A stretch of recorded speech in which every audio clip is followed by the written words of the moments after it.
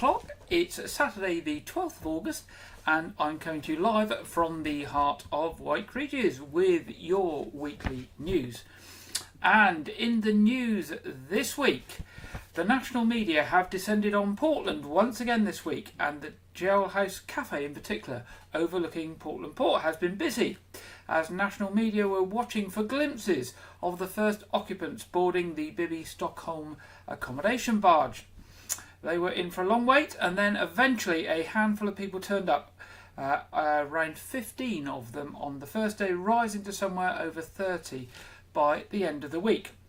As well as the negative coverage, some news outlets did cover the more positive story of refugees getting a friendly welcome by crowds of local people, including many local youngsters. However, yesterday news broke that Legionella bacteria had been found in the water system on the Bibby Stockholm barge, and 39 asylum seekers were being moved off to alternative accommodation. It's believed the bacteria was found following routine tests that had been carried out prior to anyone boarding, but the results are only just becoming available. It's expected that the barge has only been evacuated on a temporary basis and everyone will be back on board within a week. A statement issued by Dorset Council confirms that samples taken relate only to the water system on the vessel itself, not the fresh water entering the vessel. Therefore, there is no risk to the wider community of Portland. The Legionella bacteria, which can cause Legionnaire's disease, does not spread from person to person and can only be contracted from contaminated water, usually when it's inhaled in an aerosol or droplet form. Wilkinson's, better known as Wilco, which has a shop in Weymouth, has gone into administration. At the time of going to air, the Weymouth shop still remains open, as do others around the country, and no closures have been announced by the company or its administrators. Excuse me. Wilco has 400 stores across the UK and employs around 12,000 people, all of whose jobs are now at risk. Wilco had recently filed a notice of intention to appoint administrators in the High Court. Mark Jackson, who is the chief executive of Wilco, published a letter on the company's website. It said, "Over the past 6 months, Wilco has been very open that we've been considering options to accelerate a turnaround plan, given that we needed to make significant changes to the way we operate to restore confidence and stabilise our business. We left no stone unturned when it came to preserving this incredible business, but must concede that with regret we've no choice but to take the difficult decision to enter into administration. We've all fought hard to keep this incredible business intact, but must concede that time has run out, and now we must do what's best to preserve as many jobs as possible for as long as is possible by working with our appointed administrators."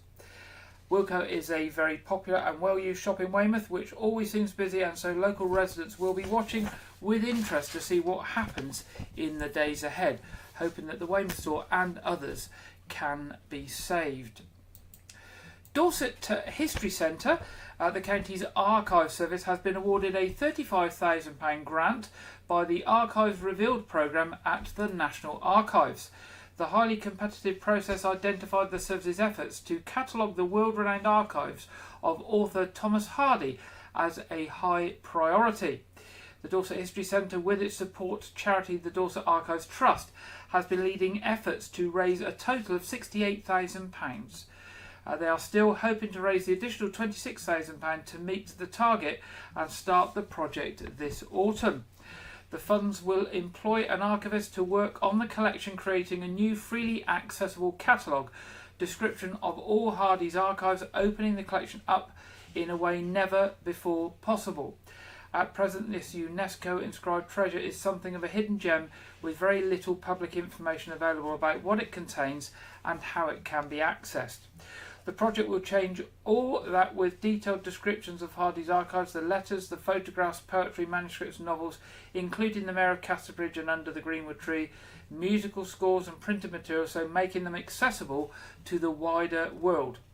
Understanding the archive is key to understanding Hardy and his world, his intimate thoughts, political opinions, and the world of which he formed part. The Dorset History Centre has the finest Hardy archive in the world, and this investment will bring it to life. Anyone who wishes to contribute to the project can donate by going to the website of the Dorset Archives Trust at www.dorsetarchivestrust.org. And staying with a historical theme, a rare Roman coin hoard acquired by Dorset Museum in 2022 has gone on display. The hoard of Roman coins was found in the parish of Askerswell in West Dorset in 2017 during a metal detecting rally. A total of 627 silver denarii coin were recovered, the majority being retrieved on the same day through archaeological excavation by Wyke and goodness, I can't say that name, but somebody else Trevethan as well.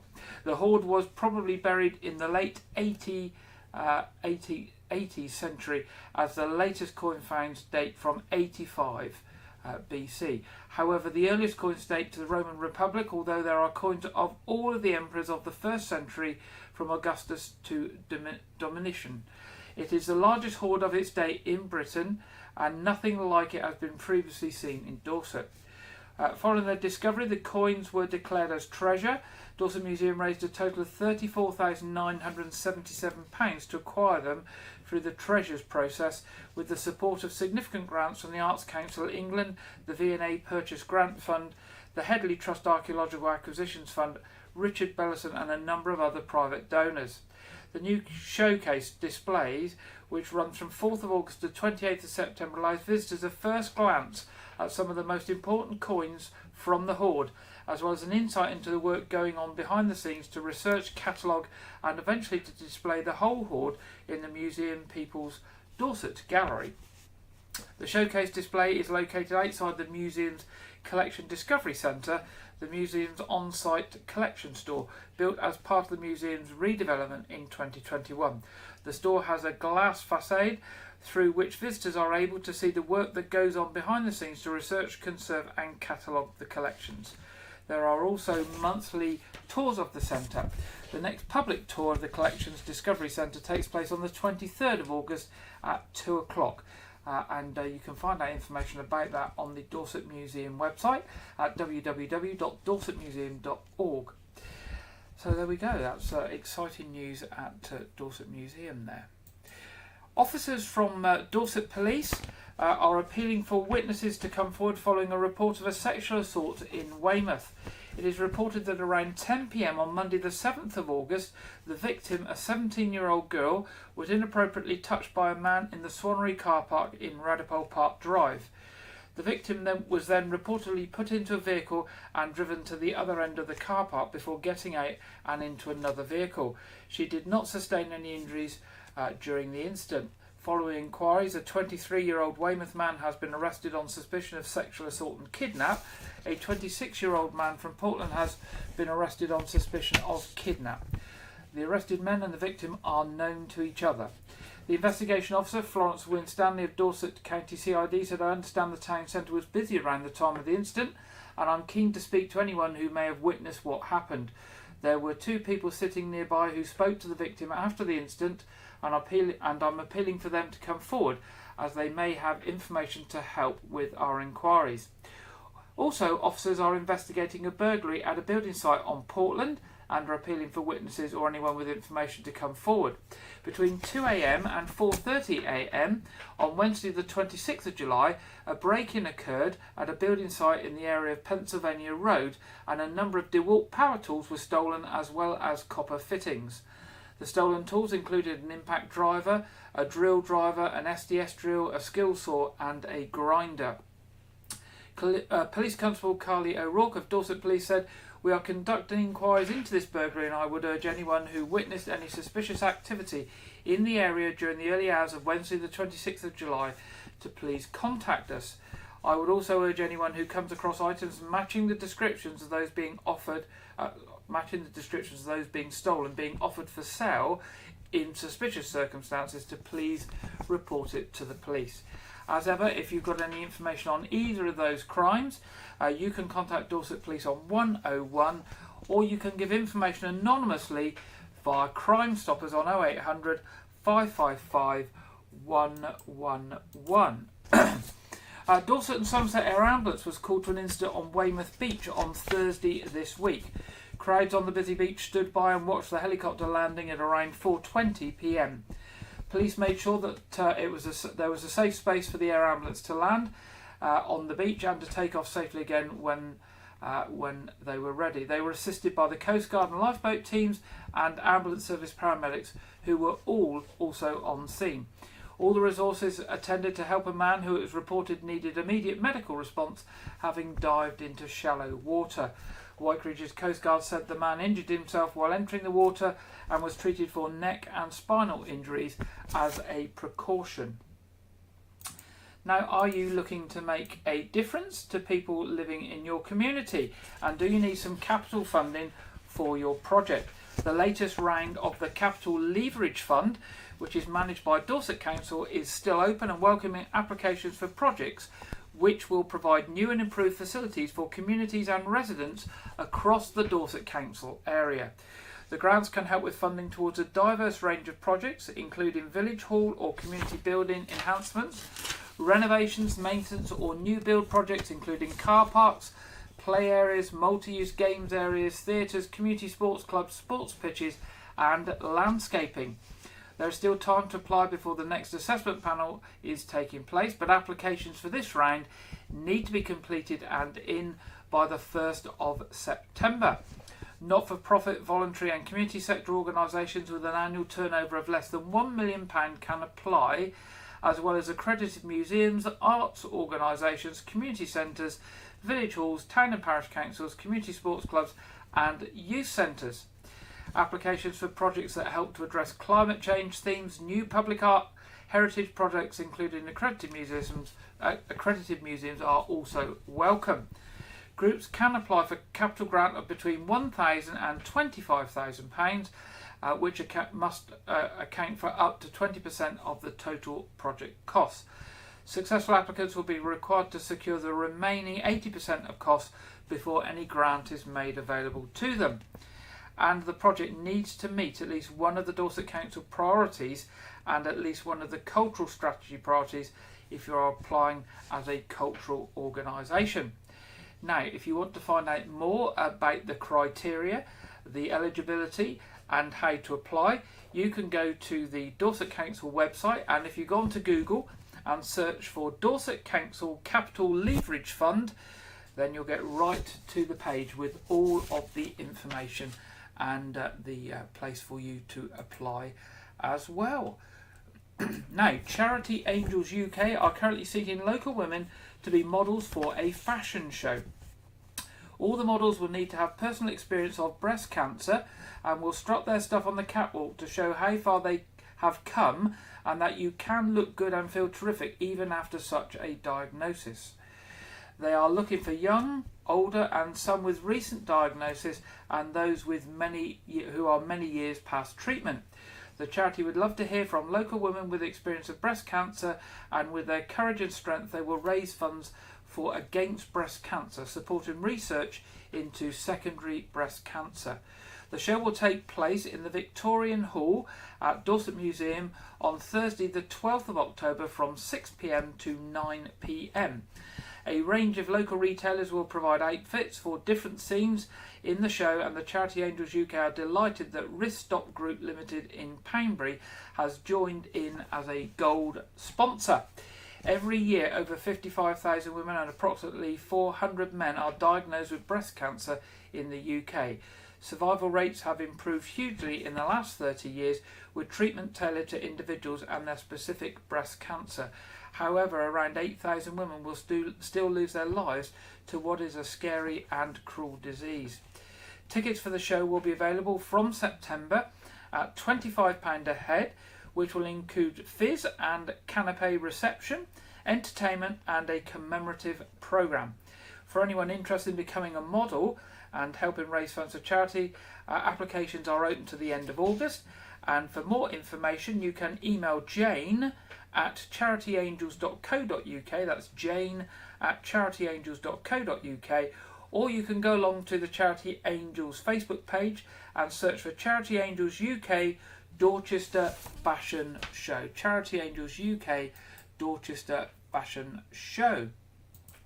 Now, a brand new Weymouth Trails website showcases several walks for people who live and visit Weymouth. This is a collaboration between Weymouth Town Council, Dorset Wildlife Trust and the RSPB, with many of the walks easily accessible from the park and ride site. The council's mission is to inspire residents and visitors to explore the town by fully immersing themselves in the natural beauty of Weymouth whilst improving their health and well-being by either walking or cycling. And whichever trail you explore, keep your eyes peeled for rare birds, sculptures and iconic landmarks such as the town's Jubilee clock. Weymouth Trails currently outlines 9 walks: Noth Gardens, Seaside Saunter, Willow Walk, Round Ramble, RSPB Lodmore, RSPB Radipole, Dorset Wildlife Trust Lawton Meadows Ramble, Heritage Walk, Rodwell Trail and Sunset Gardens and Lodmore Country Park. They are catered for all abilities, taking in the amazing viewpoints around Weymouth and offering a sanctuary to escape the rigours of daily life and rediscover the wonders of the town. And you can use the website to navigate your way through the trails using the photographic and text directions and scanning QR codes dotted around the RSPB routes for hidden extras to enhance the experience. The council partnered with Dorset Wildlife Trust and the RSPB to help bring the trails to life. David Morphew from the RSPB said, "This is a fantastic resource for Weymouth. We know a lot of people come to Weymouth especially to see the very special wildlife that makes a home in the town's nature reserves.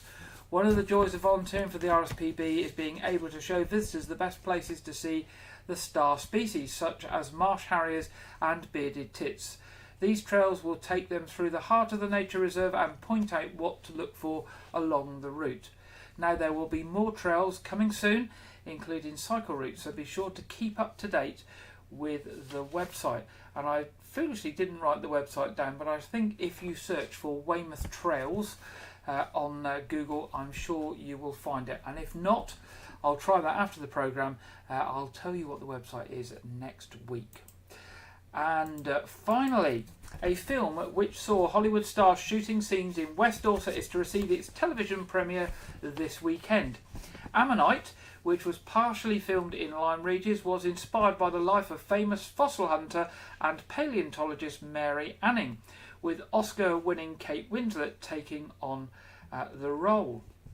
The film's director, Francis Lee, announced on social media recently that Ammonite will receive its UK television premiere on BBC Two this Sunday, August the 13th at 10 p.m. That's 10 p.m. BBC Two this Sunday. He said, "It's a deeply personal film and I'd love you to watch." Kate Winslet was seen in Lyme Regis in March 2019, filming scenes attracted much interest from crowds. The actors went also to Eat Beach to film a picnic scene and Charmouth Beach for another scene. The movie focuses on a fictitious relationship between the famous fossil hunter and another woman. It was developed by Seesaw Films, the British Film Institute and BBC Films, and was written and directed by Lee. There we go. That's the end of our headlines tonight. Now, what is it like to adopt? That is the question that Aspire, the adoption agency for Dorset Council, has asked adopters as part of a new short film to encourage people across the county to consider adoption. The new film features adopters across Dorset talking about their experiences of what it is like to adopt, as well as talking about how adoption has changed their lives and how their children have made amazing progress with their development. There is even a perspective from a granddad about the joys of being an adoptive grandparent. Aspire is hoping that the film inspires others to think about adoption. Let's have a quick look at it now. It means I'm a mum.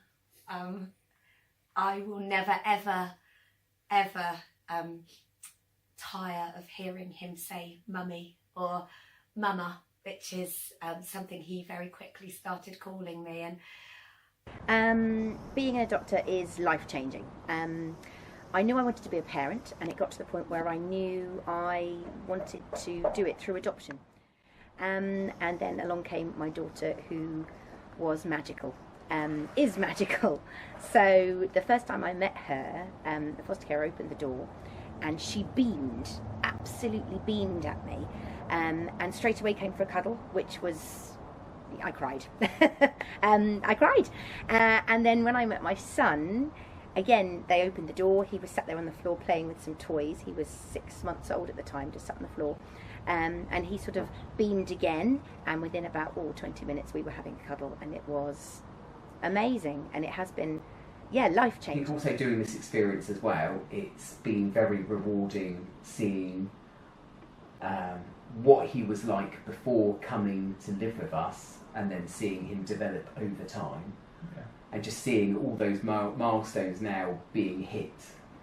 And just seeing his progress is really quite astounding, really. He's always been funny. He's always been able to make people laugh.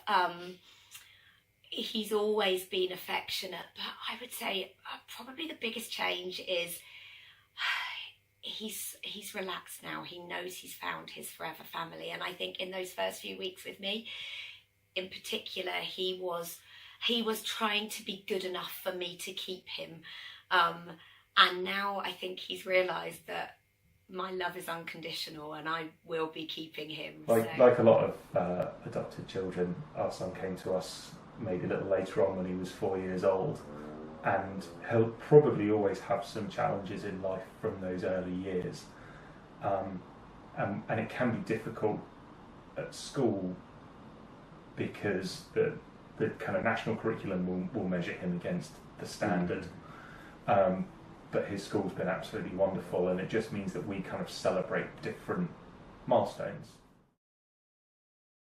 It's like having a whirlwind in the house and in the family, but it's something I wouldn't change for the world, even though I always tell people I don't know if he's keeping me young or driving me to an early grave, but whatever it is, it's a lot of fun.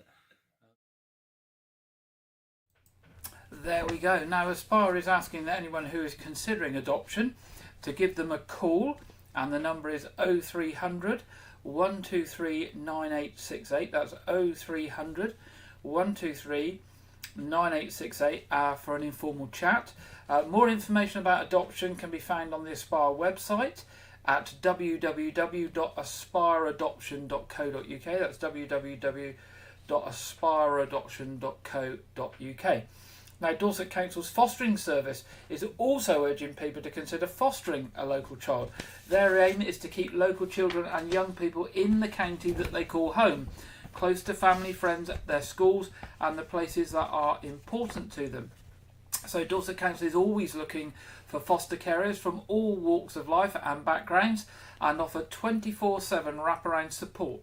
Now, more information on fostering is available on www.fosterwithdorsetcouncil.com, www.fosterwithdorsetcouncil.com. Okay, now Dorset Police have released a new recruitment video. Now, whilst it's a great video for those wanting or considering a role in Dorset Police Force, I thought it was actually a very good video that demonstrates the complete range of things that Dorset Police and its officers are trained for and have to do. So I thought it would be a good idea to share it with you this evening, just so you can see some of the things that Dorset Police officers have to get up to.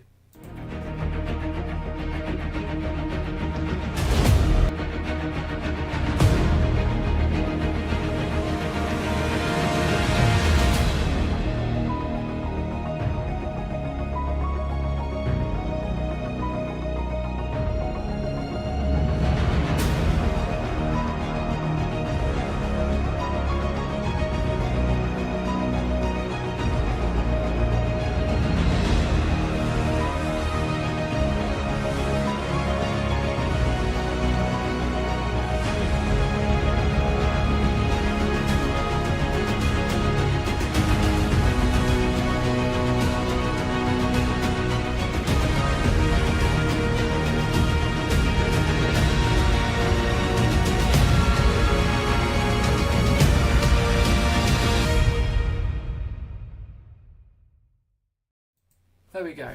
That's what Dorset Police gets up to, and if you're interested in a career in Dorset Police, obviously search for their website and look for the careers information, and do get in touch with them. Now it's the time in today's programme where we go over to the film review and preview with regular contributor Andrew Wright. Welcome to Wyke Regis TV film review and preview. I'm Andrew Wright. This week, the biographical sports film Gran Turismo has been released in cinemas. The film is based on the racing simulator video game of the same name, as well as the true story of Jan Mardenborough, a teenage Gran Turismo player who was able to become a professional race car driver. The film stars Archie Madekwe as Mardenborough, as well as David Harbour, Orlando Bloom, Jerry Halliwell Horner and Djimon Hounsou. The film is directed by Neil Blomkamp, who is most known for the science fiction film District 9, and in this film, Blomkamp pushed for real driving sequences. The film currently has mixed reviews from critics who feel that it is a solid racing movie, but it plays fast and loose with the true events. The film has also drawn criticism for its use of a real-life tragic racing accident which resulted in the death of a spectator as a motivational point in the main character's storyline. The film is currently in UK cinemas. This week, the supernatural horror comedy film Haunted Mansion releases in cinemas. The film is based on the Disneyland theme park arc attraction of the same name, and the film stars Lakeith Stanfield, Tiffany Haddish, Owen Wilson, Danny DeVito, Rosario Dawson, Dan Levy, Jamie Lee Curtis and Jared Leto. The film revolves around a recently widowed mother who enlists the help of a team to exorcise their mansion and destroy the ghosts around them. The film currently has mixed reviews from critics who praise the film's cast but criticise the humour and scares of the film.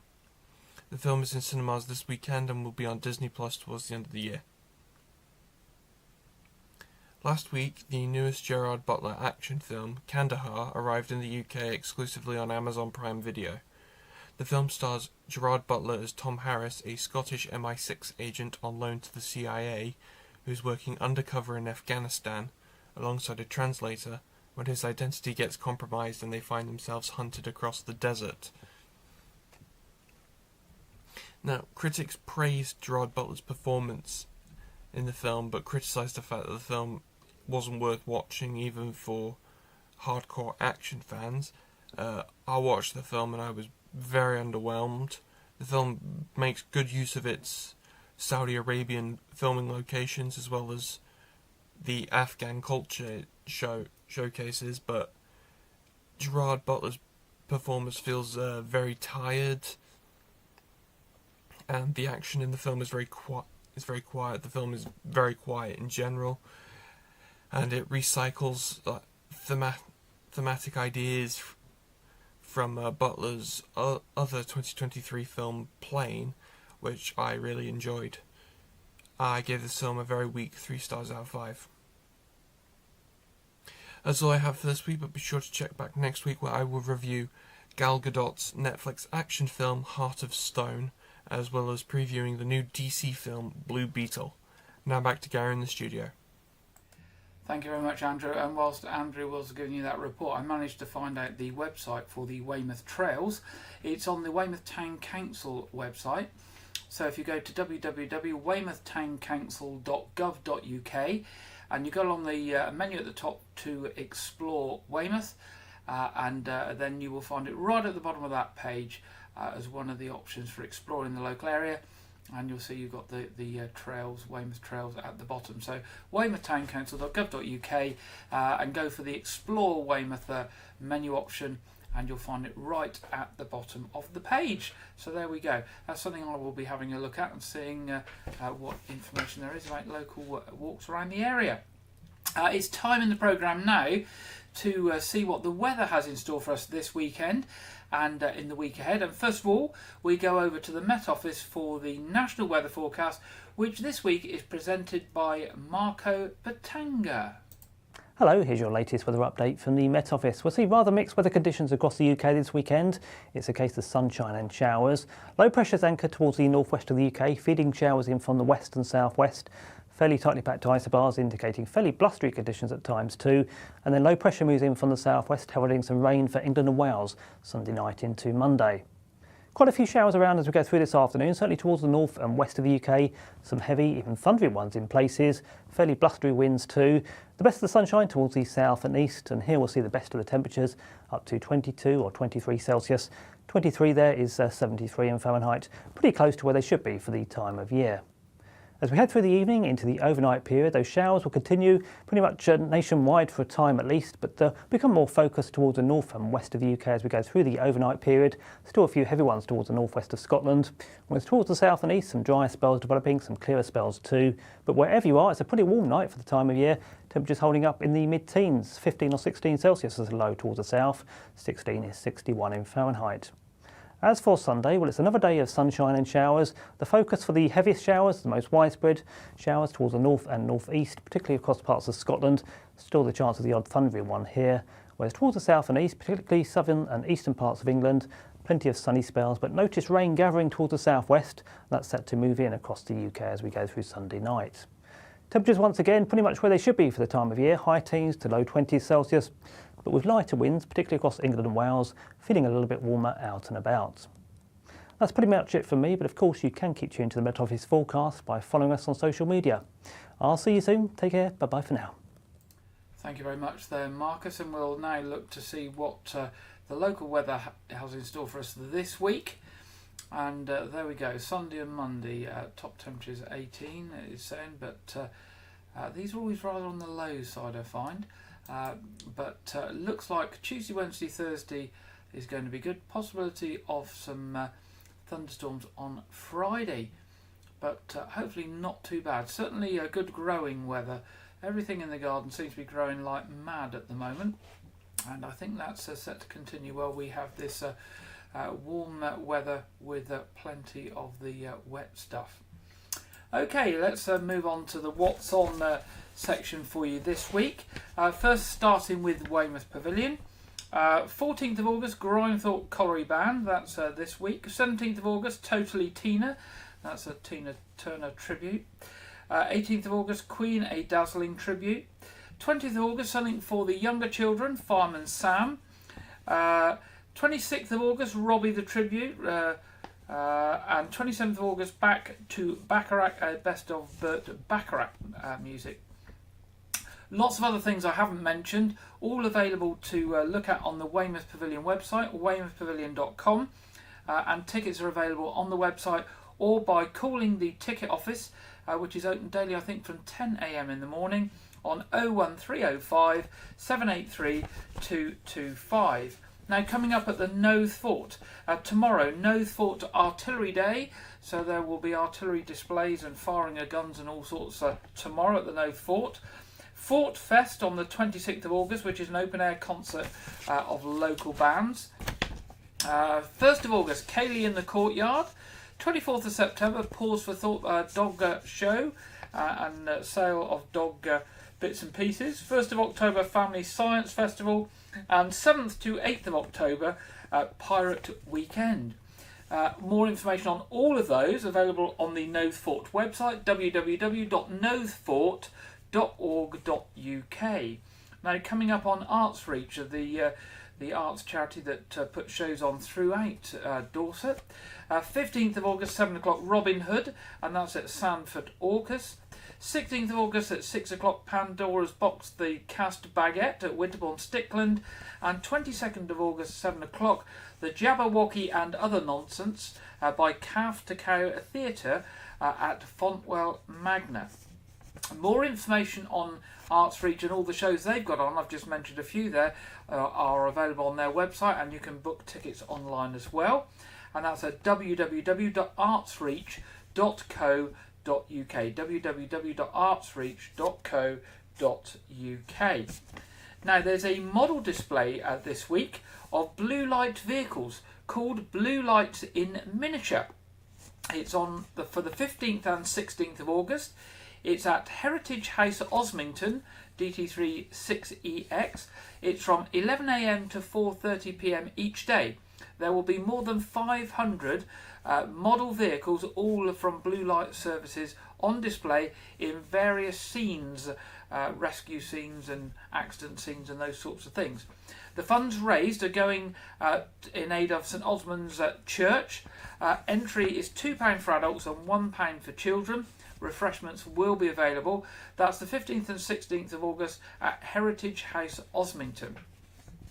Now, there will also be a summer art showcase, the Artways Summer Exhibition at Weymouth Baptist Church from the 19th of August to the 28th of August, open daily from 10 a.m. to 4 p.m. Entry is via Custom House Key. There will be works from over 25 local artists on display.